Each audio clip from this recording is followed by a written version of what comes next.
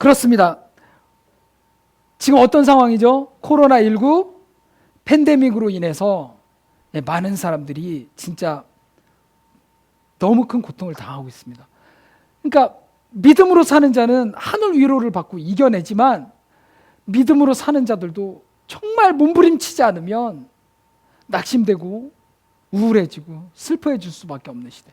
더군다나 이제 전국적으로 모든 교회가 모이는 예배를 할 수 없는 상황이 되어버렸습니다. 이때 많은 사람들이 얘기합니다. 위로가 필요하다고. 위로의 메시지가 필요하다고. 저도 동의합니다. 하지만 오늘 말씀을 근거로 주님이 주신 마음을 붙잡았을 때 여러분, 저는 더 중요한 것을 선포하기 원해요. 지금 이 시대는요, 위로보다 양심을 깨우는 소리가 더 필요한 시대인 줄 믿습니다. 디모데후서 4장 3절에 나온 것처럼 여러분, 많은 사람들이 하나님의 나라가 가까이 오면 올수록 귀를 즐겁게 하는 소리에만 귀를 기울이고, 이 귀가 가려워가 귀를 즐겁게 한다는 거예요. 그리고 그 귀를 돌이켜서 허탄한 이야기를 따른다라고 하고 있습니다. 그러니까 여러분, 지금 시대는요, 위로보다 양심을 깨우는 소리, 회개의 선포가 여러분들을 오히려 살리는 소리인 줄로 믿습니다. 가장 최고의 위로는요, 복음이에요. 회개하라는 복음. 가장 최고의 위로는요, 이 말 하나님의 나라에 대한 소망입니다.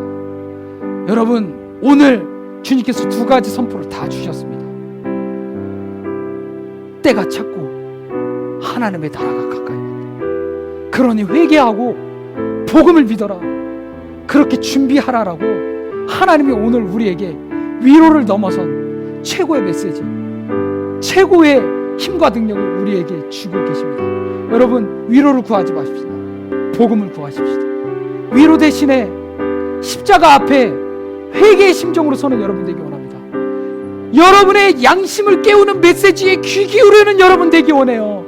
귀를 즐겁게 하는 허탄한 세상의 소리는 위축되게 하고 단순화시키고 어떻게 해야 됩니까?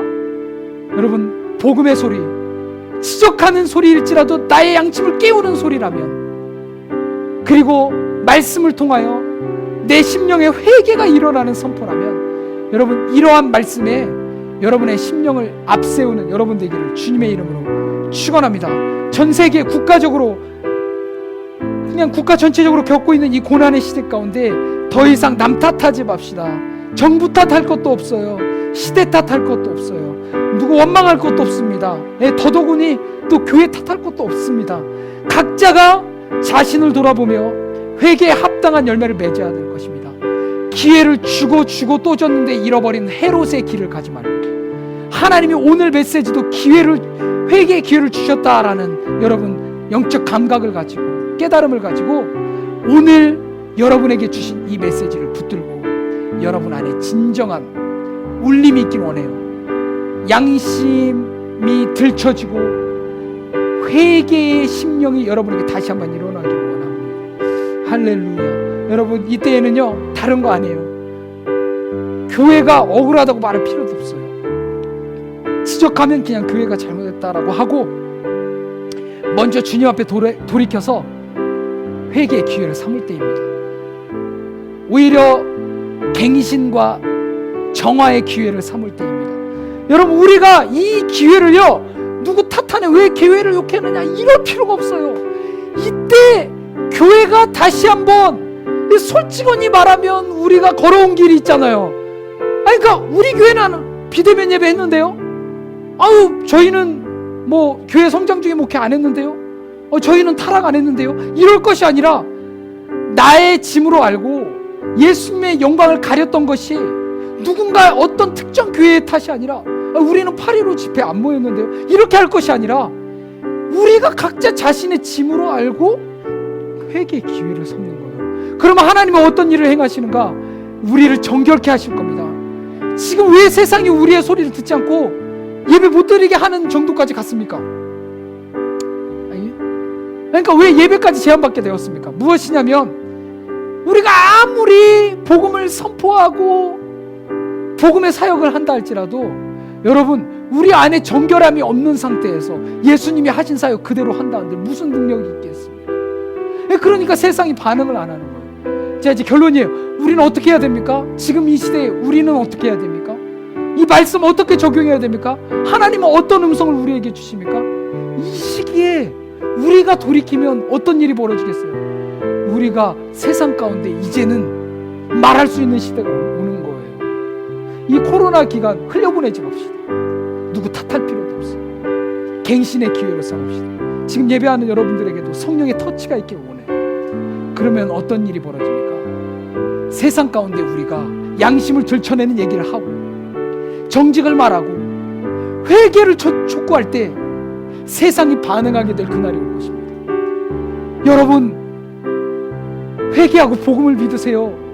하나님의 나라가 가까이 왔습니다.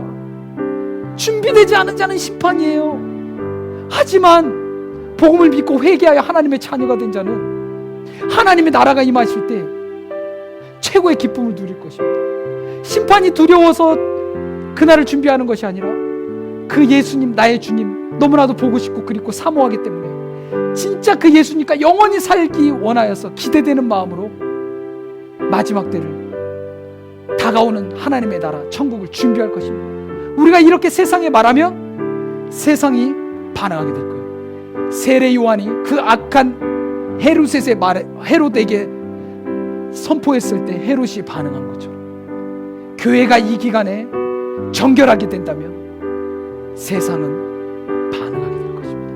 전도지 주지 않아도 교회 십자가만 바라볼 때 세상이 달게 받고 찔림을 얻고 오히려 어떻게 해줍니까? 믿는 자들을 보호해주는 시간이, 그런 시대가 올 것입니다. 저는 반드시 그날이 올 줄로 믿습니다. 역대하 7장 14절 내 이름으로 일컫는 내 백성이 그 악한 길에서 떠나 스스로 겸비하여 내 얼굴을 구하면 내가 하늘에서 듣고 그들의 죄를 사하며 그들의 땅을 고칠지라 말씀하셨습니다. 오늘 이 말씀에 반응하여 하나님의 나라를 기쁨으로 맞이할 수 있는 깨어있는 성도가 이 자리에 한 명이라도 있다면 한국 교회에는 여전히 소망이 있는 줄로 믿습니다. 이 말씀 붙들고 이 말씀 기억하시면서 우리 이 시간에 결단의 찬양 드리시고 오늘은 짧게라도 기도하는 시간 갖도록 하겠습니다. 우리 함께 찬양하겠습니다. 이곳에 임하신 하나님 나라